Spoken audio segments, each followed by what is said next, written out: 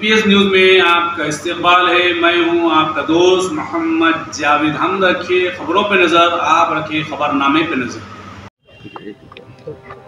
आज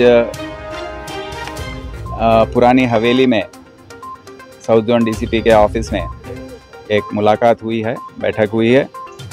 मरकज़ी मिलाद जुलूस कमेटी के मेंबरान, अहदेदार, बुज़ुर्ग और दूसरे मुआज़िज़ उलेमा उसमें हाज़िर हुए हैं। वो ये जो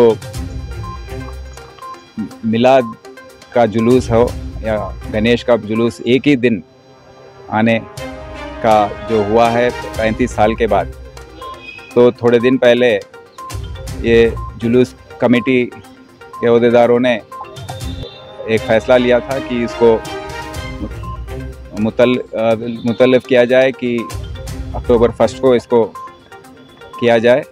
तो उसके लिए हम परमिशन भी दे दिए हैं और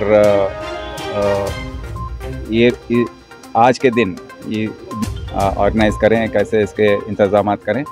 तो मैं अपने तरफ से, पुलिस डिपार्टमेंट हो या हुकूमत की तरफ से, मैं हमारे ये फ़ैसला जो है उसका पूरी तरीके से इस्तकबाल करता हूँ, खैर मकदम करता हूँ सभी का, मुस्लिम भाइयों बहनों का, कि इतना बड़ा फ़ैसला जो आपने लिया है अपने मुल्क के लिए ही एक बहुत बड़ा एक मिसाल बन के रह जाएगा।